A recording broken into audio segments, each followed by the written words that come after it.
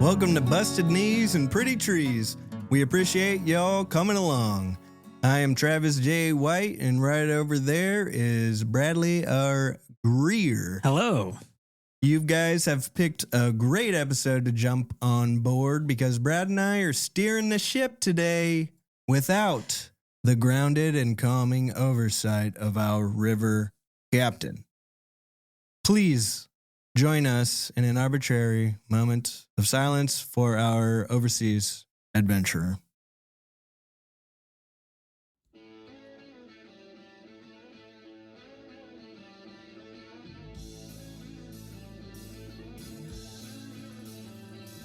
That was very touching. What do you think, Brad? This may be our most intriguing episode yet. I think so. We don't have somebody to keep us on course. Could get a little dangerous. Nope, because the cheese wheel champion, Paddle Daddy Patty, and fam are all the way over there in the land of Austria. Yodelay-hee-hoo, Richardsons.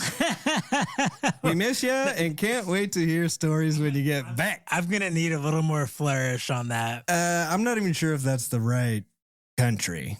Like, I think I'm getting that from The Price is Right. Oh. What's that called? Yeah, where the mountain hiker goes up the hill. Yeah. I can't think of the name of it. Well, I'm thinking the relationship between Austria and Germany and their culture, and I think that might be for another episode. Yeah.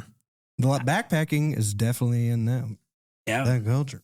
Get your leader hosing. Anyway, Patty, don't worry. We're holding down the fort. Enjoy your vacation. In other news, friend of the show, Chad Fitzpatrick, and his family are in Wyoming exploring the Teton Mountains. Story is, Chad's lifeless is also climbing to new heights, and Brad is shaking in his new trail runners. Yeah, I've been looking for flights to the Galapagos. Are you kidding No, me? I'm joking. How much money do I have in my bank account? I got to keep this bird Where count can I go? Furthermore, Brad, our friend Brian, just got back from South Africa, and he went on a safari. And he sent back some pictures of rhinos. Pretty wild. I think that's all. He had a giraffe. And he got a fresh set of bins to take on that trip. And I got some minor consultation in on that. Oh. Yeah. What, do you know what brand he bought? Oh, shit. I can't think of the brand name, but I know he bought two different types to compare. Because it is hard to see when you go to local shops like Dick's. They may only carry Vortex. It's so confusing. Yeah, too. so there's not many. Yeah, it is confusing. And where do you start? We're going to get into that a little bit today. Just so happened to be that we're going to get into that a little bit today. Well, at least we know that Brian's binoculars are legal to take on a plane. Yeah. Oh, yeah. And the busted pretty extended family out there getting shit done, seeing the world. Everywhere. They're hundreds of miles away from us. It's pretty awesome. Please, come back. Pretty jealous. I myself have done some more traveling to my backyard. And we had some storms that ran through here in Indiana just recently, a couple of them. And they brought, some heavy downpour, some wind. And it seems about this time every year in this, earlier in the spring, I walk out. And because my gutters are loaded with sparrow and starling nests, sure as shit, there's going to be some of those nestlings that wash out into the gutters. I like to think that your Bronx or your gutters are like the Bronx for birds. It's like where they're just super packed in there tight. Dude, I'm telling you, these house sparrows it's a melting are hard. Pot. Yeah. Like they are not afraid of me. I open my garage door. They fly in before my truck gets in there. Like they are not scaring me at all. Yeah, that's a tough life. Going up in a gutter, literally. Yeah, but regarding the flushing of the nests and the hatchlings that I find, like it's always a sad thing. Like, gosh dang it. And so I got curious after I saw that. And I was like, well, what are are there any statistics on like how many birds or nests are destroyed when a big storm comes through? And there was some stuff on it, and I text Jessica Merkling from the DNR about it, and she was just kind of like, "Yeah, that's pretty normal." Like, and it's just so normal. Like, you really shouldn't worry about it. Is that what she said? Well, her reaction was just like, yeah, like not a big deal. Because she did say, like, if you could put it in a nest kind of place. Yeah, and I don't know if we want to get into that now because there are protocols. Yeah. If you find a nestling, a hatchling, or a fledgling, there's differences. Yeah, there is. Yeah. So, and that might be something a future episode for later. Yeah. But I did do a little bit of research, and this one happens to be in Austria, and it's research effects of daily summer precipitation on daily nest survival rate of great tits in Austria. And as it shows, the more precipitation, the larger failure of nests. Yeah, it almost looks like an exponential decline. I can't mathematically prove that. I mean that line is bending. Yeah, the further in the positive X direction, the more negative in the Y direction. Yes. Which is almost exponential. And I mean, for the obvious reasons, like just flooding out the nests,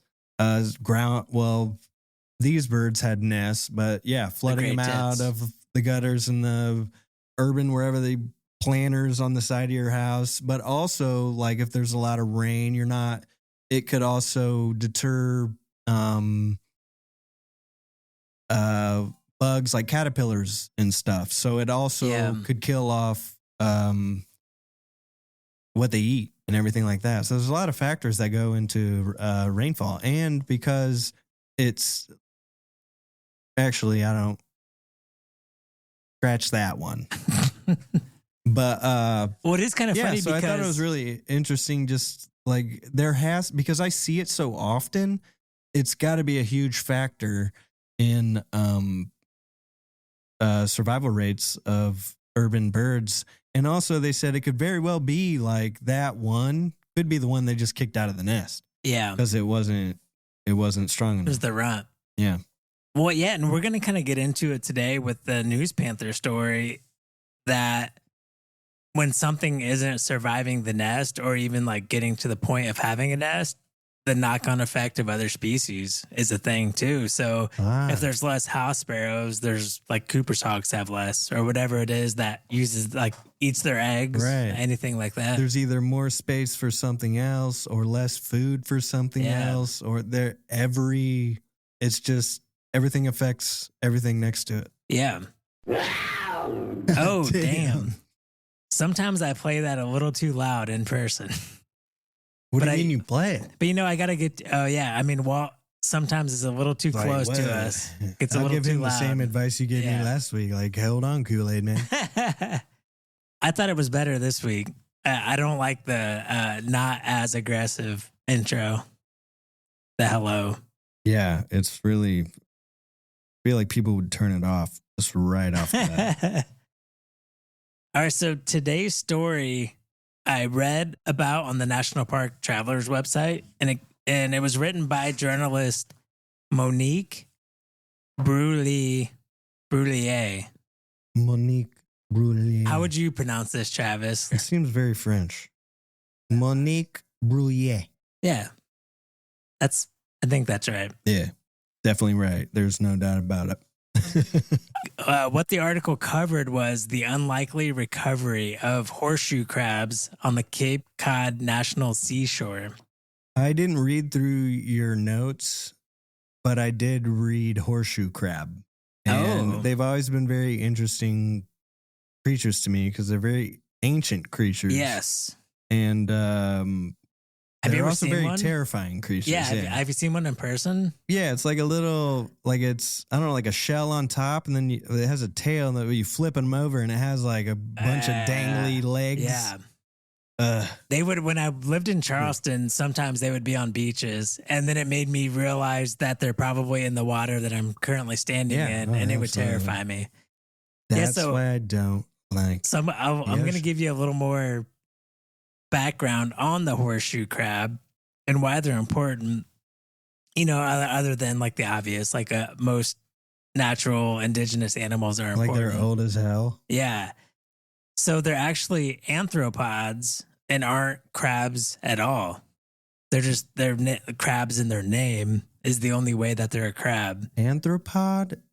Yeah, they're actually more closely related to arachnids like spiders and scorpions. Oh, no. You were talking about the legs that are creepy as hell. That's like a scorpion articulated jointed leg. Is that like a lobster? Yeah, I think they're an arthropod as well. I'm not 100% sure, but that sounds about right. Crabs are, I don't want to go off on this tangent, but like there are crabs that look like crabs, but they're not. Like they evolved separately. They say everything wants to evolve to be a crab because there's been these like limbs from the tree of life that have branched off and then came back to basically look like crabs. Damn, so maybe the horseshoe crabs are on the long route to that. Well, I think they're the number one, like the poster child for it. Damn.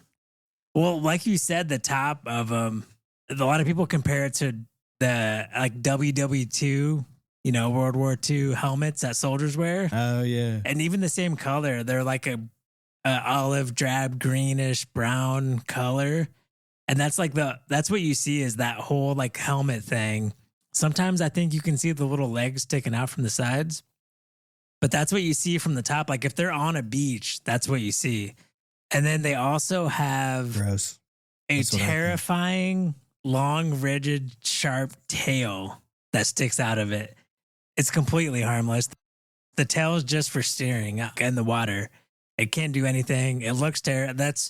That's what's menacing is like you have this helmet looking thing with a long pointy tail sticking out of the back. I think the menacing thing is really just how alien they look. It's just like nothing else. Yeah, because if you pick them up and look at their underside, there's several pairs of the jointed legs and they all kind of move in a wave pattern and they're just constantly like flickering and going crazy. And they have clawed pincers that are used for walking and crushing food. And the males have a set of kind of claw things for when they're mating. They latch onto the female with these claws. And that's how they can kind of age females too, is how many scars they have from the males latching onto them. Oh my gosh. Yeah. And like on top of that, the males are smaller than the females. They're amphidomorphic. I think is what they call it. So they need those to hold down. Yeah. That makes sense. They can grow up to about 2 feet in length. And like I said, females are larger. So like you said, they haven't really changed their overall appearance in around 250 million years. That's insane. That like they've been in this form and we fossil records are how we know this. So they found a fossil that's 250 million years old. Yeah. That is the exact shape and everything of the horseshoe crab now. Yeah. It's wild. That's and then crazy. But then similar looking fossils back as far as 445 million years. So that's like we can't even comprehend how long ago that is. I don't know like species wise or whatever. But. Do you know your great grandpa? And that was like 120 years ago or something, right? Like it's wild when you think of hundreds of millions of years. How long does an individual crab live? Not crazy long, like 20 to 40, I think, something like that. That's not bad. Yeah, it's a good run for sure. That's real good. And there's several different subspecies of the horseshoe crab, and they range. There's some in Asia, South Asia, Southeast Asia, and then along the Atlantic coast, North America, from Nova Scotia to the northern Gulf of Mexico. There's some, but pretty much all down the eastern seaboard. So they're a very common. Yeah. Anthropod. But humans. What did you say? Anthropod? Yeah, anthropod, which I did. Lobsters are anthropods. Oh, they are. Yeah. So, like a lot of animals, humans have given horseshoe crabs a hard time. We've kind of made their life a little more challenging. Yeah, like they initially just make me want to stomp them. Yeah. You know? Well, yeah, that's a perfect lead in because in the 1950s in Massachusetts, they thought of these as a nuisance because they feed on like clams and mussels and stuff. That's what those pincers are for. Is they crush the claws close to the shores. Yeah. They're not in deeper waters. So they were considered a nuisance, and Massachusetts towns put a bounty on their tails of 3 to 5 cents per tail. Like if you bring us a tail, we'll give you 3 to. I think 70s? It just ranged. Started in the 50s. 50s. And so that led to killing roughly 1 million horseshoe crabs a year. Okay. Just for this bounty. Because think about it, like you may think 3 to 5 cents, but if they're pretty easy to catch and there's hundreds of them, that adds up. I mean, if I killed 1 million of them for 3 cents, I mean, that's $3 million. But those bounties didn't officially end. What end. is that math? That's $330,000. I'm not even gonna try. I got a BFA, not a. The bounties officially ended in the 1970s, so that's 20 years of them just decimating the populations. Yes, wholesale slaughter. So you what? Don't even have to get a permit. Nothing. You get paid to do it. I imagine there are just kids out there just. Oh yeah, chopping them in like half. a 15-year-old summer job.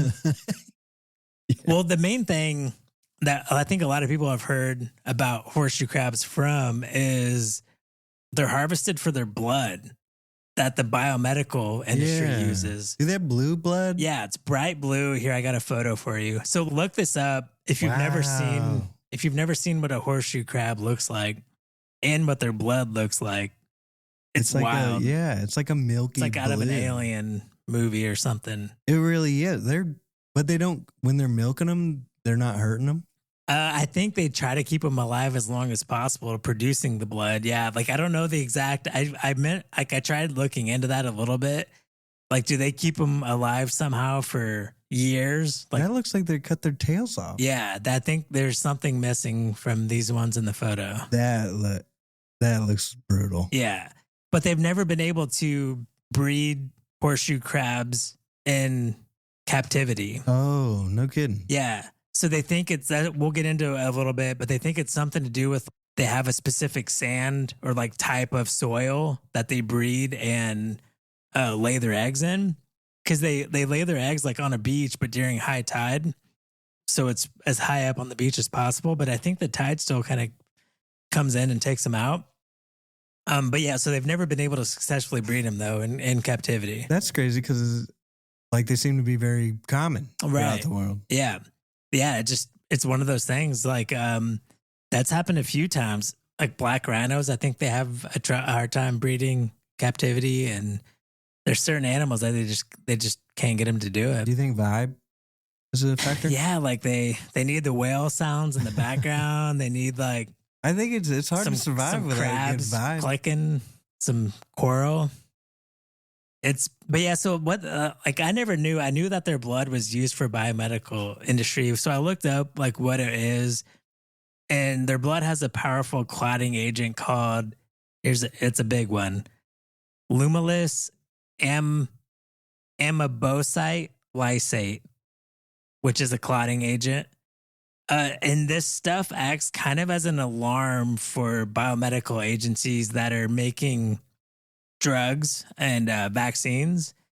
And so if they mix this with the drug or vaccine and it instantly clots, that means there's a trace amount of bacteria in their like batch or whatever. It only clots if there's a certain kind of bacteria. Yeah. And it almost seems like they made it sound like it aggressively clots. Like it's like, oh, like you drop a sponge into a water and it just like sucks it up. Yeah. And so that's one of the main things it's harvested for is to test for bacteria. So, I mean, that's pretty important for humans. So like we want these things to stay around, and they are considered a delicacy in Asia for food. And they're eaten in North America as well. What, like the meaty parts, like a lobster? Yeah. Yeah, so I didn't get into that. Like it is divided into three distinct parts.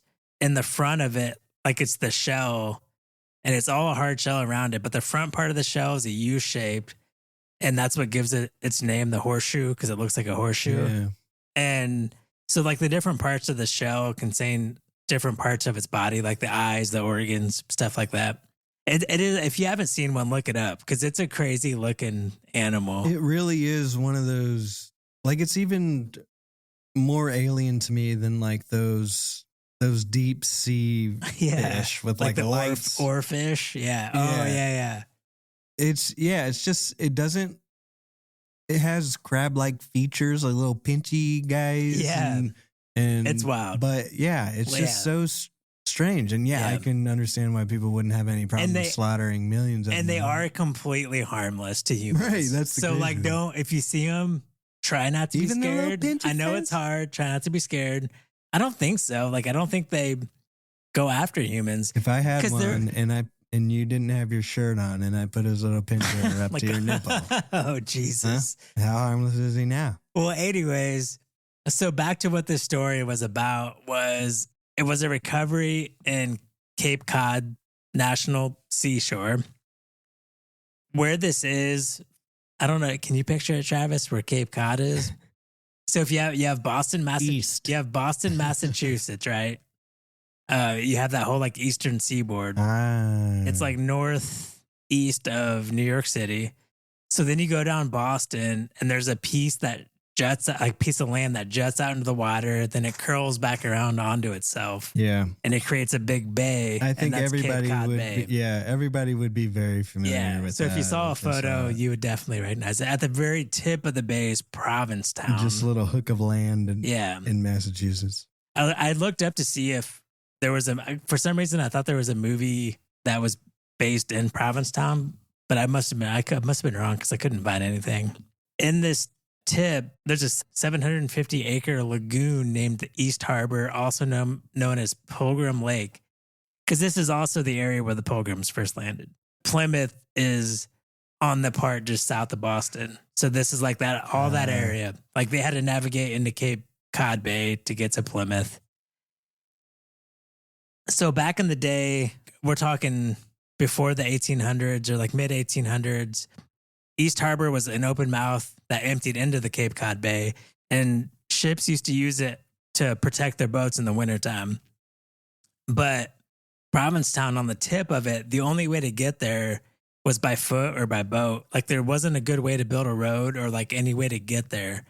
So what they did was build 1,000-foot dike across that East Harbor Bay, connecting the 2 points of land and making East Harbor a lagoon separated from Cape Cod. And this was 1868. This was like right after the Civil War. I'd have been like super long ago. What'd you say, Terry? Like, you want to build a lagoon? Well, what's crazy is they built it to support a railroad, not even like a walking path or a road, because they had built bridges for walking across the bay. Because it was, if you look at the map, you'll see. Railroads were hot back then. Yeah, they were super hot. So if you look at it on a map, you'll kind of realize there's not a great way to get across this unless this jetty was there. But then it was also kind of like, well, why are you living in Provincetown then? But this was like one of the first land that we were on. Yeah. Like it looks nice. So what happened when this got cut off from basically the Atlantic Ocean, it stopped the tidal currents, trapped water inside, causing it to become stagnant. Eventually it lost its salinity, lost any sea life that was in it. The water becomes super hot, oxygen depleted, algae blooms all the time. Just they've been having the same problems we're having now. Yeah, exactly. And like this used to be a nice little estuary, like calm waters off of the ocean where all kinds of things, it was like their breeding ground for all kinds of things. So over the next 140 years, this turned into like having no native salt marsh vegetation. The area, it seems like the area was just completely overrun with non-native species like cattails. So it just became... Cattails aren't native? At least not to this area. Just think it's like on the ocean. This thing's like a little strip of land out in the middle of the Atlantic. So they just had all kinds of things growing around this lake, and this lake, because it basically became a freshwater lagoon. Just think if it just keeps raining over time. So it was cut off completely from the salt water. Yeah. And then it just wasn't getting any, I guess, fresh salt water, rotation, salt water. Good rotation in there. So it was just, yeah. And that's what makes the fix kind of interesting, because something happened. I couldn't find a lot of details about this, but in 2001, I think there was an algae bloom that caused a huge oxygen depletion, and thousands of dead fish just washed ashore. And that's when the National Park Service and the local town decided that they had to do something about it. So they started exploring options. Like, why don't they just tear down the dike and just let it be natural? Because it's still the only way to get back and forth from Provincetown. Oh. Because it was a railroad. Now I think it's a road. Because the other side of it's almost like a barrier island. So the other side of it's like a beach. So you can't really. You can't like put anything underneath it. Like make it a bridge? Probably not, because you got to think like you need, for a bridge or a tunnel, you need a huge lead in to get to a bridge or tunnel. I see, yeah. So there's need a good approach. Yeah, exactly. It's something you don't think about, because there's an island. When I visited my brother in Corpus Christi, they have, you drive your car onto a boat. Yeah. And the boat crosses, and it's like 100 yards. It's longer than 100 yards, but it's not that far at all. But it's too short for like a big bridge, because you need a huge lead in, and the island's not that wide. Sometimes the bridge is like longer on both sides than it is when you go over the water. Yeah.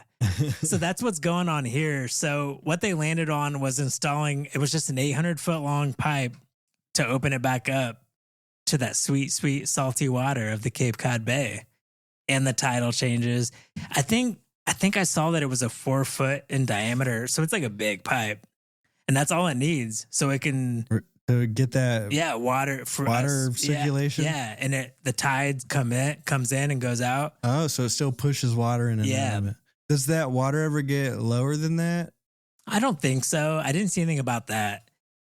Because it does. I mean, in Charleston, it's nothing for like a 7 foot difference between high tide and low tide. So I imagine it is a big tidal swing, but. So what have they discovered since they've got that circulation back? So this is where this article that I read on National Park Travelers come in. They interviewed Sophie Fox, who's a Cape Cod National Seashore biologist. And she's been studying specifically horseshoe crabs since they put this pipe in. Because they are dwindling rapidly in population, just worldwide. So they are becoming a species of concern. And is this more of a concern because of the financial? Probably both. Well, yeah, because not like we were talking before, the big thing with horseshoe crabs too is they lay a couple thousand eggs in their nest. So when they're doing well, the species and birds, like shorebirds that feed on their eggs, do well. Yeah. So there's knock-on effects to where now these birds are in danger, and then it's all right. Something else is probably in danger because those shorebirds are endangered. It's like when I was talking about the heavy rains. Yeah. Well, it's not just the flooding of the nest, but it's the bugs that can't, get out there because it's raining too much. So that's one of the things they talk about too with these, like not only like is it very useful for humans in testing vaccines and drugs, like it's part of the circle of life. Like they need nests out there for other things to eat, which is it seems crazy just thinking like a natural sacrifice. Like it's gotta happen. Like you gotta have it. But so Fox was talking about so they put that pipe in 2002, and Sophia Fox, she was talking about how in 2010, she finally started seeing mature adults because her job was to tag them. Like find 50 horseshoe crabs a year and tag them. And 2010, 8 years later, she started seeing mature adults for her to tag. And that the math adds up because it takes them 7 years to become sexually mature. So once that lagoon started opening up, they started flooding into it and mating, having nests, leaving. Their nests sound weird. I couldn't find good photos of it. I know there's got to be some out there. But it sounds like they kind of leave it in a saltwater marsh area, or they lay it during high tide on a beach. And so they're like right on the edge of the high tide that comes and goes. And like right now, early summer is like their prime mating season. So that's when Sophia Fox was out there, and they're easy to capture. She just dives down and picks them up. Like they're pretty easy to catch. If they're there, they're pretty easy to catch. She was out doing this at the time when this interview happened, and she said the 2020, like she talked about the 2024 mating season 2 years ago, and she said, she quoted, we had about 1,000 crabs in a space the size of a bedroom everywhere you looked. It was extraordinarily exciting for us. So imagine like we're in a room right now, 1,000 crabs. There was a huge orgy going on. Like they're already terrifying enough. Yeah. Just imagine them crawling all over each other. Yeah. The males riding the females like a cowboy, latched on. Is that what they? Yeah, that's why they hold on, because they don't really know what's going on. So she estimates now that there's definitely hundreds that use this Pilgrim Lake, East Harbor. If there's not hundreds, there's thousands that live in this 750 acre estuary, and it's like just adding this 800-foot pipe, which seemed like a simple fix, right? Yeah. It's paying dividends already. It's like returning back, like we've been talking about forever. If you let something go, it's going to return back. But now we're kind of helping it return back. The land wants to be forest. Yeah. That's what it was. Yeah. The water wants to be freaking if we give it back to the ocean, it's going to turn back to doing ocean things. As soon as we stop fucking with it. Yeah. But that's not a possibility. Yeah. So it's pretty cool. I remember seeing those for the first time. I don't know if I would know what they are if I didn't see them, but it's a crazy, crazy species of animal. Horseshoe crabs have always been one of those creatures that I've seen.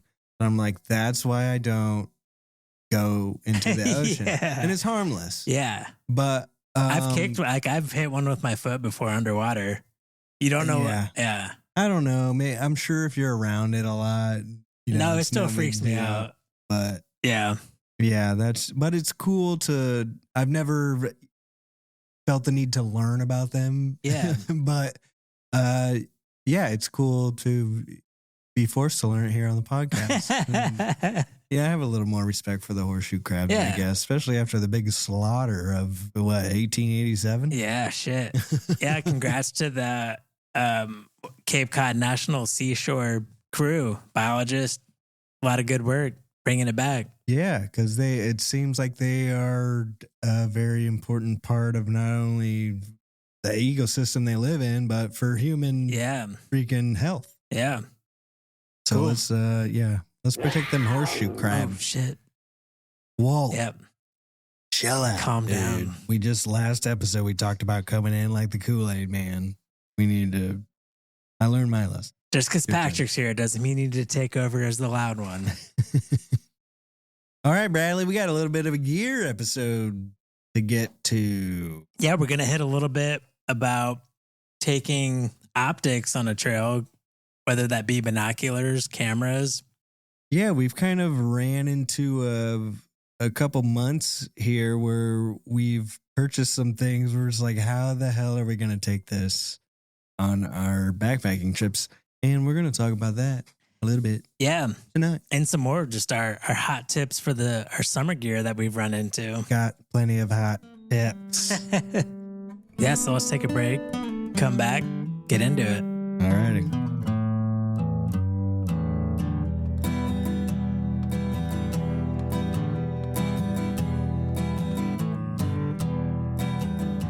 Bradley, I think we got a gear episode in front of us. Yeah, and we have the perfect lead in, which we'll have to circle back with Paddle Daddy Patty to talk more about this, but we shared a canoe. And that canoe took on water at some point. We had a little trip. We took 2 weeks ago? We went to Pigeon River. Pigeon River. The name of the town, I can't. Mongo. Yeah, Yeah. Mongo, Indiana. which was I had never heard of it in my life. Yeah, and me neither. And it's within an hour of Yeah. us.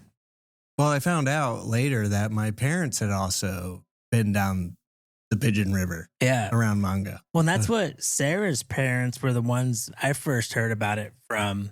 And they used to go there a lot when she was growing up. I see why. It was awesome. It was so much fun.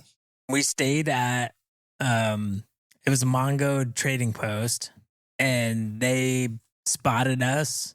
We took Patrick's historical world renowned canoes. Yeah, he has one that's aluminum, 16-footer, one that's fiberglass, 16-footer. Yeah. I know the aluminum's a Grumman. Yeah. And from like the 40s or 50s. Yeah, and the only reason I know that because what? Was it Northrop Grumman? Yeah, they're the military industrial complex. Yeah, that's where that came from. These canoes. Yeah, they started off so it was hand riveted back when they were making airplanes, before they were making airplanes. And then they became an airplane manufacturer. Like Boeing made boats before they made airplanes. Was like for World War II, they stepped her up. Yeah, and these because this canoe's hand riveted aluminum was an airplane. And if you look at those old Mustangs and Spitfires or whatever, like you can see that it looks just like those boats. The So Boeing 737's hand riveted Oh. aluminum. Exactly what that canoe was. by a person, Yeah. I mean, some of it's automated, but some of it's by person. robot riveted and hand riveted. Yeah. What's the robot Rosie name? Robot Rosie from. I guess it is Robot Rosie instead of Rosie the Riveter. What the Jetsons? Oh yeah, I can't think of what the maid. I can't think of it. Yeah, no. Rosie. But but then his other one, I can't remember. He's going to be pissed. We don't remember the name of it, but it's beautiful. It's like it's almost like an Aston or like a British racing green. Oh yeah, It's got It's like a nice a one. wooden interior. The lady said that one.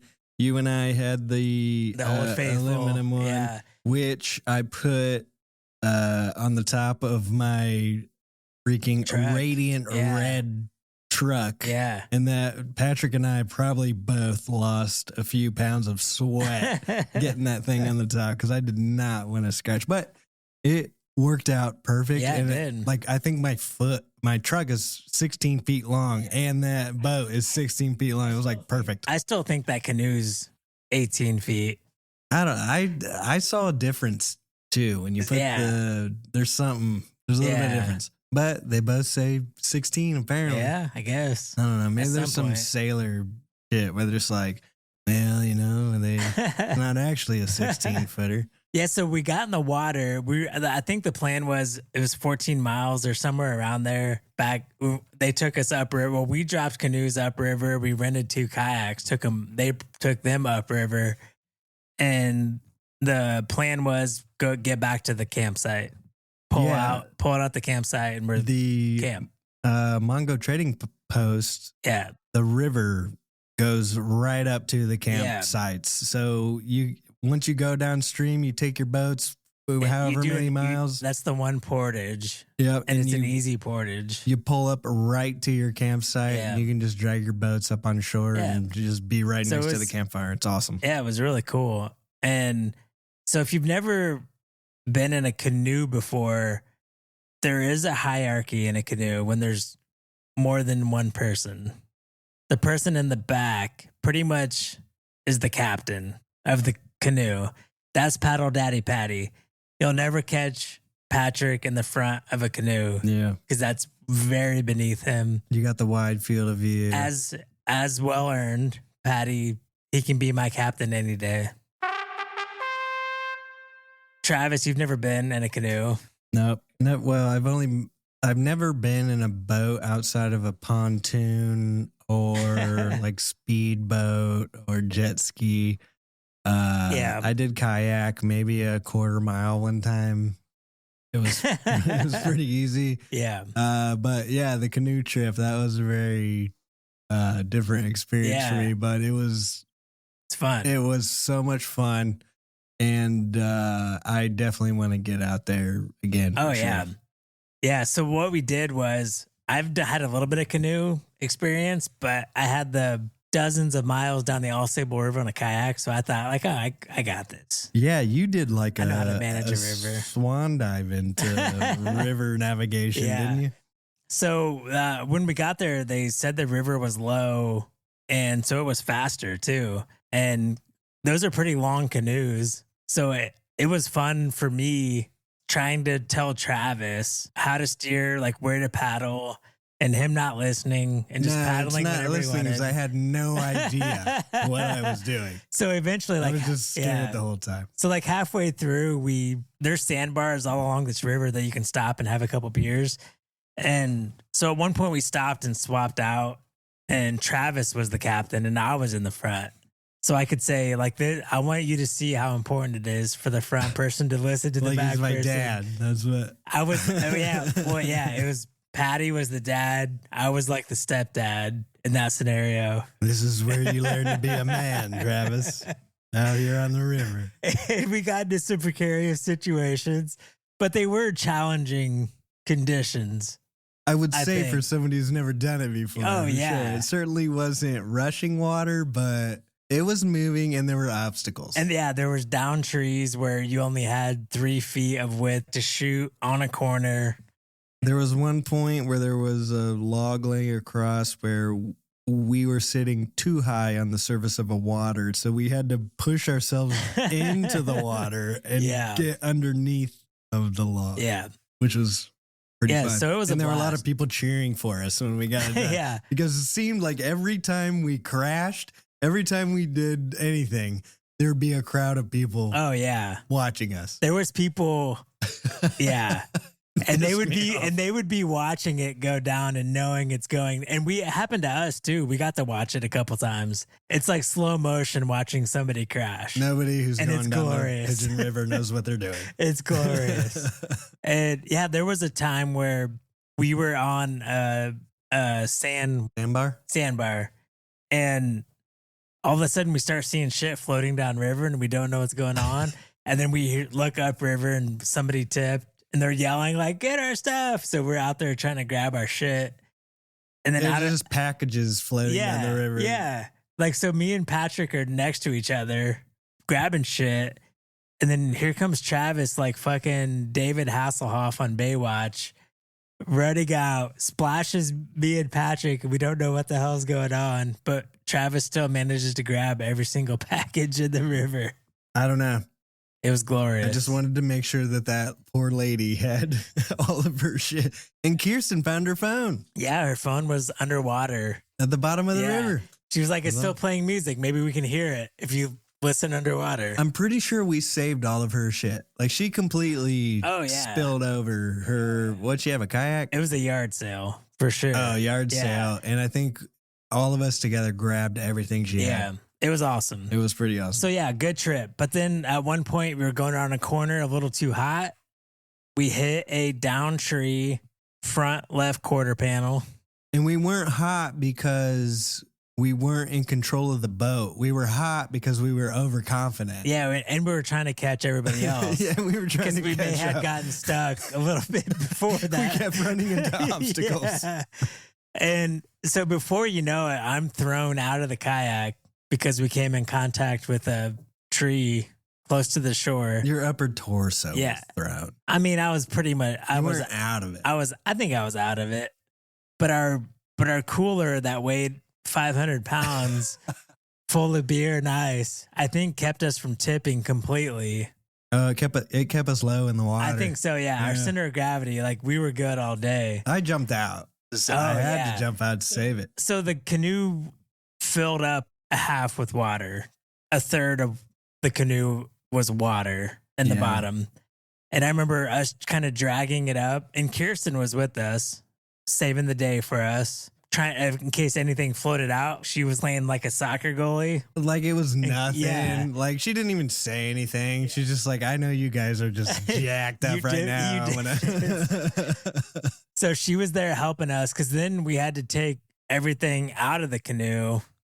And I remember dump the water. I remember us kind of trying to drag it ashore a little, and me looking back to the back of the canoe because Travis was in the back and all of his stuff was around him, and seeing an iPhone floating, sunk in the bottom of the water, and seeing a pair of binoculars floating in the bottom of the water.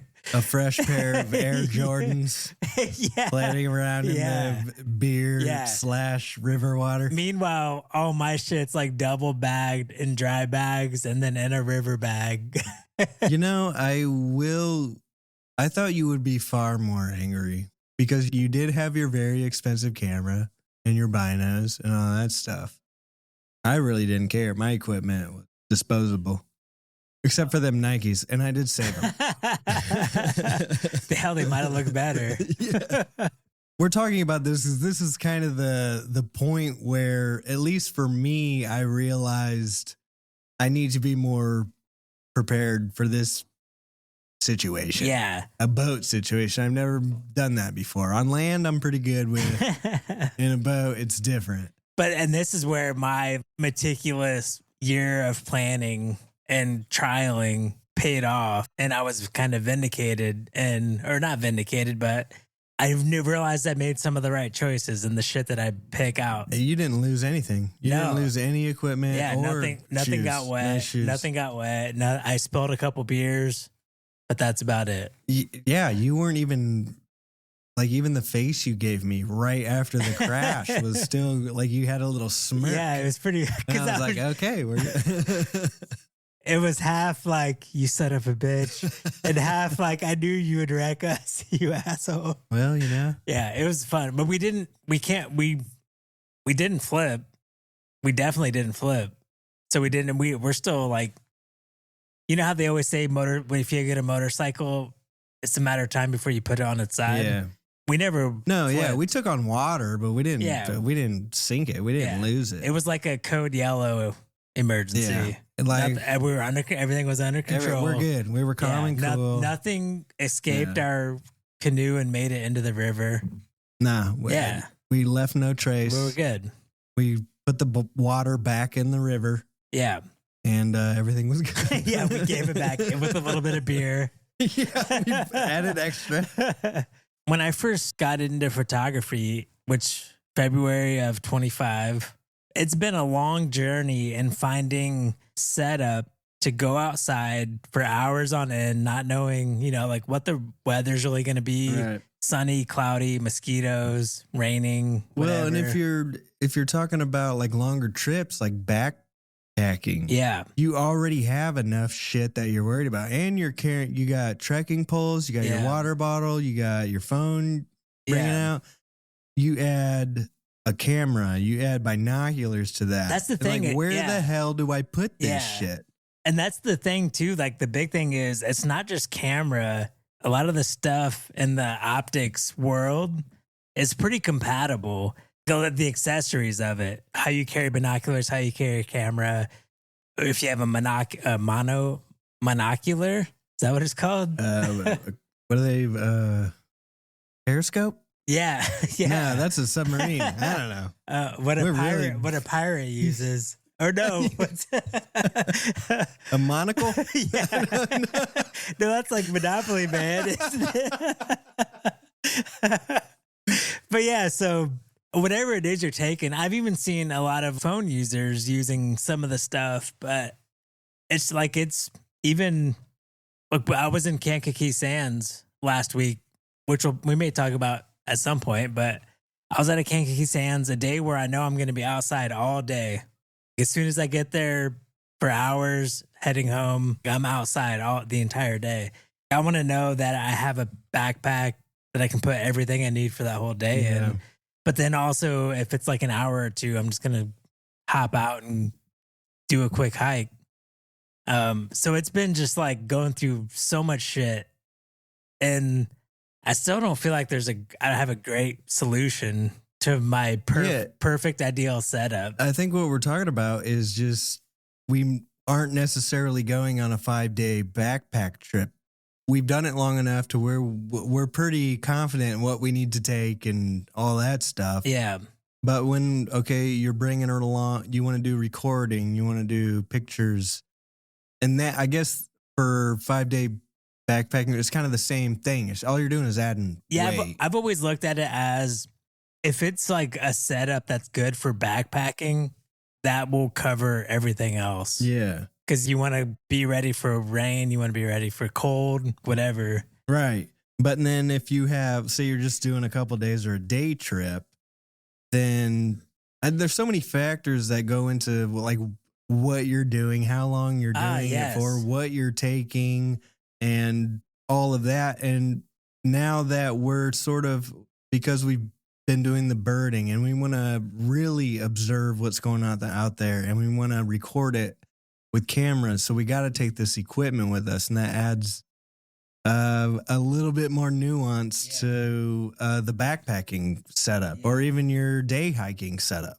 Yeah, like I gave myself a list of certain items that not for so much for backpacking, but a lot of it is transferable. But like certain things, if I'm gonna go out to my local nature preserve for 2 hours, what do I want to have on me in order of importance? Dude, I could take 2 days to make that decision. Like, do I want to bring this knife? Yeah. Like for my yeah, because for me it's always like with bringing a knife, like what if I need to dig a hole? Yeah. I got a knife. I need these explosives. Yeah. Snap pops? I don't know. So here, and these will be pretty obvious once I say them. Number one, camera. Number one important thing, camera. Number two, most important thing is binoculars. 3, water. 4, a backup battery for my camera. 5, a second lens, and 6, bug spray. Like this is your basic setup for like a day hike photography session. Yeah, if I'm gonna be out for 30 minutes to 6 hours, like that's I would love to have all of these on me at one time.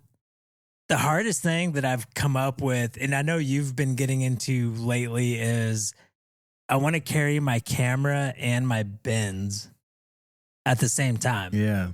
And I haven't found a great combo to do that. And I know you're waiting for your bins, right? Yeah. Well, going back to the canoe incident, I had a pair of Bushnells. I think I've got them for $60-$70. They're a nice introductory level, but they're not waterproof.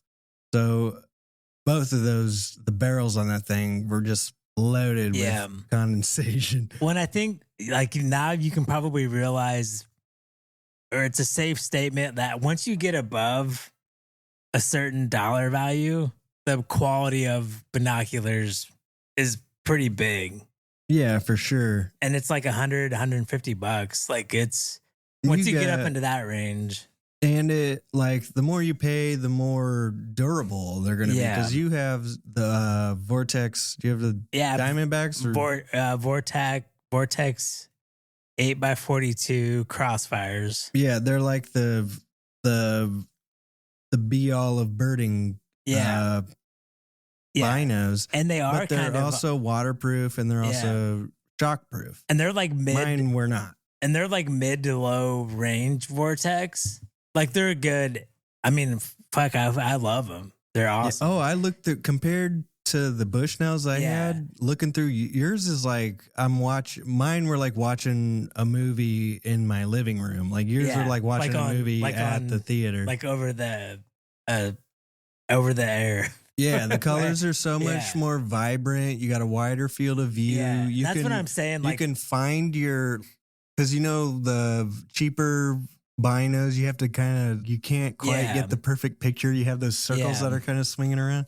But those are just like completely full. And I think that's beautiful. Yeah, and that's kind of what I mean. Like there's like a very big jump. Like once you hit a certain point of binoculars that are like, you can spend $50-$60 on ones, but if you like spend $100, you're gonna get way better. That's why I'm freaking excited, because I'm waiting on a pair of Vortex Vipers, which are, I guess, are 2 levels above yours, which I love yours. Those are insane. So I can't wait to get my eyes. I can't wait to look peeping through those bad boys. And it is like I've learned, having a set of binoculars, I always have them on me. And now I feel like I pull them out before I pull my camera out. Like Right. a lot of times. And the problem is now, well, how do you access them? Because you can't, you know, for a fact that anything you put in your backpack, you're not going to get out until once or twice a day, Right. either at lunch or at the end of the day. So you can't be leaving your binos in your backpack, and you can't just leave them hanging around your chest because that's going to, or around your neck, because that's going to put neck strain. And you don't realize like how you're doing mile after mile. That's going to be pulling down. And like for me, I have my camera somewhere, usually on the front of me, like on a sling, something. So that just tangles everything up. Yeah. Having a set of bins.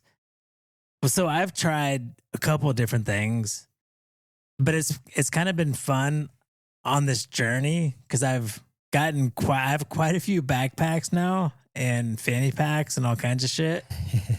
So I got this one Osprey Hike Light 26 that it's kind of a cool backpack because is that like a day pack? It is, but it isn't. It's like a mini backpacking pack. Like it's just one huge compartment, a kangaroo pouch, and then like a 2 mesh pockets on the side. Like it's exactly like a backpacking pack, but really, really small. And so I didn't quite like that because it's one huge compartment and the kangaroo pouch is so big that putting my bins in it, they like drop way down. Yeah. So like I tried fanny packs, all kinds of shit. Like that never really worked. But I found the Osprey Daylight Plus, which I think Patrick ended up going with as well. And I think this is hands down the best hiking like day pack. What's the plus? Oh, dude, it's so fucking great. Mean? I don't know what the plus is in the name, but this is like, it's the best backpack. It's when I went to Costa Rica and balked on taking this, I was regretting it the entire time. I wish I had this pack on me. It's 20 liters total, so it's a small pack, but it carries so like. And a thing like we're not a regular sponsored by Osprey or anything. Yeah. A regular backpack like mine is 50 or 55. I think mine 55. My old one was 65 liters. Yeah. So you're carrying a third 20. of that. Yeah. This is like, it's a small pack. Yeah. But like what I love about it is it has a kangaroo pouch on the front of it. So like I have my pack on, bins are in the kangaroo pouch. The kangaroo pouch is shallow, so it's like almost the height of a set of binoculars. Yeah. So like I can swing my backpack around and just grab my bins and put them up, and I'm good. Little. Yeah, like it's something to see. What's that?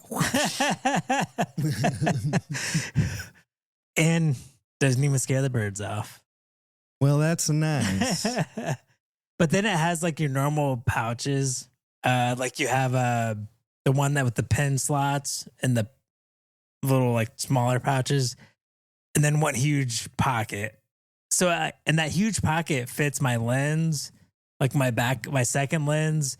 I can throw a rain jacket in there. Yeah. And like it's a really big pouch, but I try to keep it clean just to, keep that clutter out. But I can it's just so far, it's like the best pack I've had. I think a lot of it really comes down to like what your needs are.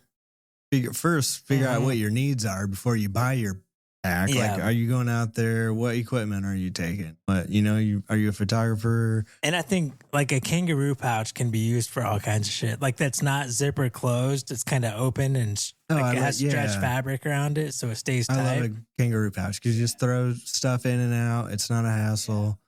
It's perfect. I've been kind of eyeing the chest rigs for the binoculars. There's that. There's several companies that make them. Like I think a lot of hunting companies make them. But there's some that are pretty backpacker friendly, where there's not a lot of stuff going on behind your back, so you can wear your bino rig and still wear your backpack at the same time without having a lot of weird overlap and straps and I know how that can get complicated over time, but if you add too much stuff, and I think you can even like integrate that into your straps. Oh damn. If you like find the right connectors and Like instead of everything. having the harness around the back, it just connects to the shoulder straps. Yeah, to your backpack. Damn, Yeah. that's pretty good. Which would be, yeah, that'd be pretty sweet. So instead of like, well, I guess you'd still have that chest strap that goes Yeah. across, but just it'd be as easy as snapping those off. But also, I would like it's so complicated because when we get to camp, I just want to have that chest harness with my binos, and if you like Oh, different yeah. companies, you can get little pouches and extra things to put Yeah. on it, so you can have your water, your phone, or extra lenses or whatever. Yeah, that's what I liked. I think it was FHF. Yeah. They had a lot of good little add-on pouches. That's I'm I a think suck- that's I'm what a I'm going to sucker go for with, those. the FHF one. Oh, Their nice. most basic one. Yeah, I can't remember the name of it. Was. Yeah. Because I do like when we went just was it Sunday or whatever, we took a walk out at Yeah. my family's woods out there looking for birds, and just having a chest harness with binos in it, that would have been a perfect situation for something like that. Yeah. You're taking a short day hike. You don't need a whole pack. Even like being able to throw your phone in it, Yeah. so you can play Merlin and it catches it, Yeah. catches all the bird calls. Hell yeah. But I'm thinking, like, I always find myself like, do I really need this? Like, is it Well, but see- like all these accessories and all this other stuff? And with as much as we do, and like you with photography, Yeah. and just trying to, as we always say, let's get content for the podcast. Yeah. Which is, it's fun. It's fun to me to record that stuff. Yeah. Go out. I mean, it's giving me an opportunity to go out into nature and do all that stuff. But I want to find the easiest way to do that, like the least cumbersome way. And One of the best things that I've found for my camera that I think I'm going to end up getting for my binoculars too, is the Peak Design capture clip. So this clip, it has like something that can clasp against a surface, like a shoulder strap of a backpack. You can put it on your belt. you have this, don't you? Yeah. Yeah, I have one, but I want to get a second one because I have one for my camera, and then I want to have one for my binoculars. Yeah. Because then I can clip my binoculars to anything. And these things have like a quick release button. So it's like a plate that slides in and clicks into place. And then it has a release button. But the cool thing is that clip that's on your camera is the exact same kind of clip that goes on a tripod, like a ball mount or yeah. like a monopod mount. So you can screw it in? Or? Yeah. Yeah. Like it stays screwed in, but then you can go from the Peak Design clip. And then I also have the Peak Design crossbody strap. Yeah. Like I think it's called Slide Light, like the Peak Design Slide Light. Even the strap itself is good for binoculars, cameras. I've seen people with phones on them. And this system, you basically put, well, let's just say it's like a male female connector system. Like exactly. you put, the female end anywhere on a strap, anywhere on your belt or whatever. And then you attach the male end to whatever device you're using, your phone, your camera, whatever, and they just clip into each together. other. Yeah. There's no bag. The thing because I saw you using it, and you just had that camera just like floating Yeah. there. And that it makes me so nervous, like, because it's not in a bag. When I'm backpacking, I have my camera on my backpack shoulder strap with that clip. Yeah. And it's a like 400 millimeter lens, like a long lens hanging down. But I've done it enough. I've used that thing enough now that I totally trust it, and I know it's not going anywhere. That was my issue right off the bat. Is like, you trust that thing? They do have tethers. You can tether it to it. But yeah, I totally trust it. Like that thing's solid. That's cool. Everything I've gotten from Peak Design, because it's either that or their crossbody strap, which I use the same plate to mount the crossbody strap to, which is on the bottom of the camera.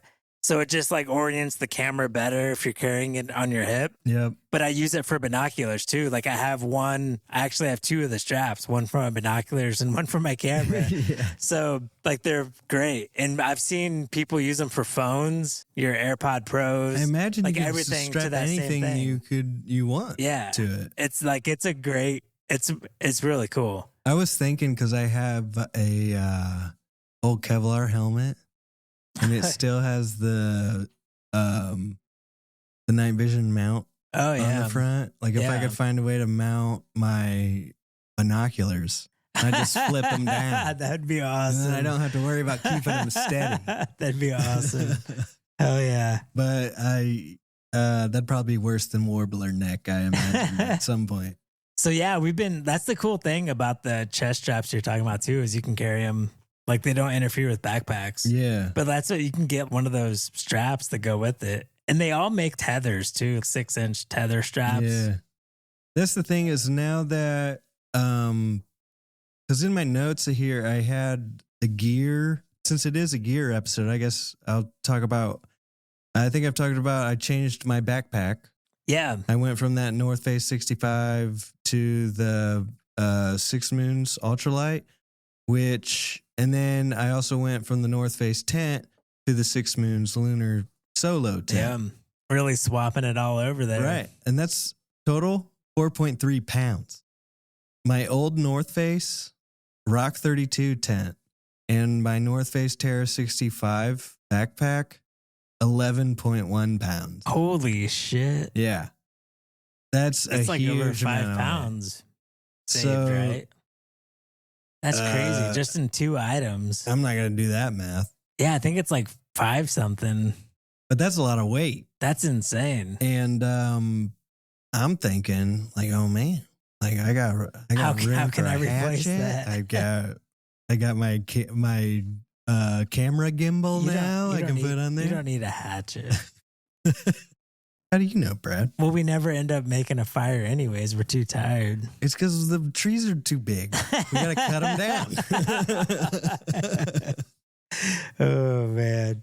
That's crazy. That's a huge improvement. What a huge freaking Yeah. amount. And that last hike we took, my knees felt amazing, and that was just replacing my pack. I still carried my old tent, Yeah. but now that I have the new tent, like I feel like I'm gonna be able to just sprint up the freaking mountain It was nice. with my hatchet. We didn't mention on the canoe trip we at a campsite, we were both rocking the North Face Rock 32s. Yeah, We had the exact same tent. when you don't have to worry about weight. Yeah, you it's get the those tent to go- luxury tents. Yeah, it's like having a mansion tent, but it's also kind of light. Yeah, it's badass. Have you set that tent up yet? I haven't yet. Oh man, I'm excited to I see need it. to get out. I've been so Yeah. freaking busy. It's like a trekking pole tent, or does it have? Yeah, tent it only poles? needs one trekking pole. Oh, But okay. the guy I bought it from, he also bought just the carbon fiber tent pole. That's the Oh, okay. perfect length for Yeah. it. So I don't even need Yeah. to use my trekking poles. Something else, like I kind of get into the new gear of the summer that we've been messing around with. One thing I've been going hard on is ticks. Keeping ticks off of me, Yeah. because they've been crazy this year. I think some of my stuff I've put in or like tried to do to keep them off of me is working. My number one thing is I have a set of clothes that I treat with permethrin, and it seems to work great for ticks. So what is I've never done that before. Is that just a spray you buy at the sporting goods store? Yeah, they even sell it at Dick's. Sawyer is the main manufacturer of it. Like the same company that makes the water filters? I think it is. I'm not 100% sure, but I think it is. And they say like it does seem like as you're spraying it, it can be hazardous. And this is all, whatever, just recommendations. I mean, But the bottle says all like hazardous. do it in open area, I put a mask on, like one of the, I wouldn't do it indoors. yeah, like I do it out in my driveway with the mask on, spray it. Then as it dries, that hazardous, it's basically the dispersal agent that is dangerous. So it evaporates and dries. Yeah. And then you're just left with this plant derivative that is what the permethrin comes from. That's what they say. It's what the military treats the uniforms with. It's not like the DEET shit? No, it's not that shit. No. Is this something that's different from 20 years ago? I don't think so. I know it's what like you can send these into places too, and they do a better treatment than what you can do by spraying it. Because spraying it by hand, I think the bottle says is good for up to 6 washes. But if you send them in to get treated, they're good for dozens of washes, like 50 or so. Like it's a way better treatment. I didn't know it got that deep. Yeah, so I have 3 sun shirts because when I go out, I'm always wearing REI Sahara sun. That's my favorite. That's my go-to sun shirt. Yeah. They're awesome. And I'm a pasty white boy. I get sunburned easily, so I gotta stay covered up. So I do that, and then my pants with permethrin, and like that's the number one. But every now and then I still get ticks. Yeah. So I've been thinking about. I started using blousing straps that you use in the military to blouse your pants with. Mm-hmm. But I've been thinking about getting gaiters to just cover my boot and ankles. Do the gaiters go on the outside of your boot and pants? Yeah. Okay. Yeah, and they like cinch down over both of them. So it's like the guys that stormed yes, Normandy. Exactly. Yeah. Okay. Because it can keep bugs, but also snow. All sorts. Yeah. I always try and I haven't had a lot of problems with ticks like in my life. I always try to be protected. I always, boots, long socks, and pants that, cover the tops of my boots. I tuck my shirt in. Yeah, there is almost like, it's funny because as I go deeper and deeper in tall grass, I go through levels of, okay, now I'm tucking my pants into my socks. Okay, now I'm tucking my shirt into my pants. Like I just keep getting more and more tucked in. Yeah, I don't know. I'm almost convinced that some people, well, I guess like mosquitoes too, because I don't really get bothered by mosquitoes too often either. Maybe I'm just a stanky ass dude that the bugs don't like. No. But I haven't had trouble with ticks or anything. But I did, it's still a concern. I always check myself after I come in. Before you wreck yourself? For sure. But I bought those tick keys, which I honestly, I've been kind of hoping to get a tick. It's not worth it. I'd rather never get a tick and not use it. Yeah, that's true. Because I did get my first Lone Star tick on me at Kankakee Sands. Not throwing shade at Kankakee Sands. It is what it is. But there's Lone Star ticks now, and I saw the first one climb. It was bright red with a speck on its back, and that's the one that makes you allergic to red meat. The real deal. Yeah. That shit's scary as hell. Well, with that permethrin, I've seen him. This one didn't do it, but I see him crawl up my legs, and they just curl up and die and fall off. So that's I know that shit works. Like that for real? But it didn't work for this one. Yeah. Damn. Yeah, for real. I was riding my bike once and somehow one got on my arm and I saw the same thing. So I could actually just sit there and watch it as I'm just coasting on my bike. Ticks are just falling off you. Dude, I swear it's crazy. I'd be sitting in my car having lunch at work and a damn tick will crawl across my leg. I mean, it's between you and Patrick. I never see ticks. Sarah's gotten so many. You guys see ticks all the time. I think it's just you got to be out there. I don't know what you're doing, but in the city, maybe they don't have ticks. Yeah. So what else have you gotten this summer? Well, you were talking about sun shirts, and I kind of came to the realization this summer how awesome sun shirts are. Oh, yeah. If you don't have anything underneath, even if it's a hot day, toss that baby on and that breeze will flow right through it and it'll protect you. And it feels great. Yeah. Most of them, if you get a medium, it's a big medium. Or if you get a large, they're going to hang off large. your body. Yeah. It's supposed to. Yeah. Yeah. And they're so comfortable. I just bought my first one, my brother-in-law, Matt, bought me for Christmas. I never considered sun shirts ever. I've seen you wear them before. Yeah, and I was Patrick wears them. Yeah. I was like, I'm not wearing that stuff. Dude, it's the way to go. But he got me that. And then slowly but surely, I just kept wearing it on and off. And I was like, this thing is amazing. And I just bought a really nice one from Zero Foxtrot, which is a veteran-owned company, and it's their kind of mission statement is to just kind of for veterans is just to zero out. Oh yeah. Like, don't get crazy about it. Stay even keel. And that's what I like Very about nice. them. Yeah. Yeah. But everybody makes them now. Like they're great. Blowing up. Yeah. You can get them in any freaking style, color, camo, design, whatever. There's one company that makes them the patterns of fish. Oh yeah. Like yeah. there's like a rainbow trout one that I was like, oh, that'd be so cool to have. Yeah, because I one. think like I know I first started wearing them when I lived in Charleston. So I think like fishing is what started the trend. Yeah, because you're out there on the water, like you can't avoid the sun. There's no canopy. If you're doing anything out of it, bring a sun shirt whether you need it or not, because it's just a great thing to have on a bright, sunny day. So then I guess my last thing was I made the jump to getting a Garmin watch. Oh, yeah. I've always had an Apple Watch. And I want to, like Apple is very commercial. Yeah. Garmin, not so much. Garmin's obviously more utility. What's the difference and like why did you even compare it to Apple Watch in the first place? The biggest difference for me that I love about this Garmin watch is the battery life. Like I used to have to charge my Apple Watch every day.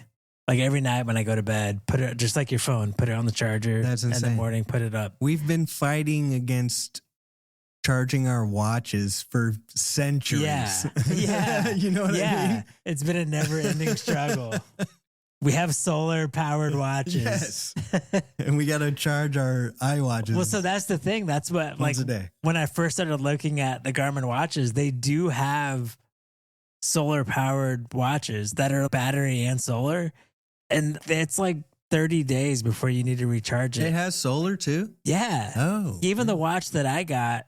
So it's called the Phoenix 7, which this is their high end watch, but I got it refurbished. This is the previous Model 1. And there was a refurbished version. So I got it for a lot cheaper.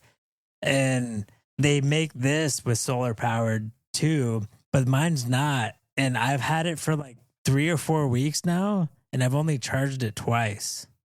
It's incredible. It's crazy. But there are some things that it doesn't do as well, like the daily comfort shit, like which I haven't really looked into But that's not what it's there for. It's not like I feel like an Apple Watch is more of a posh kind of thing, I guess. Like that's more you'll get more use out of that outdoors. Yeah, and it is like than you will in your house. But I don't have to worry about charging it on any trips. Like it's the batteries. Like I feel like it's crazy. It blows my mind. The battery. Never charge it. So it's because I remember you took on one of our trips. You took a Garmin. Was it a something? Just a pocket? No, I mean I have thing? the Messenger. It wasn't a watch. Yeah, is that what that like is? What is that? You can send messages through it's a pager, satellites. Yeah, basically. But you can use the app on your phone or now on my watch to send messages and shit through it. It's just overall, I don't know. It's been a cool watch.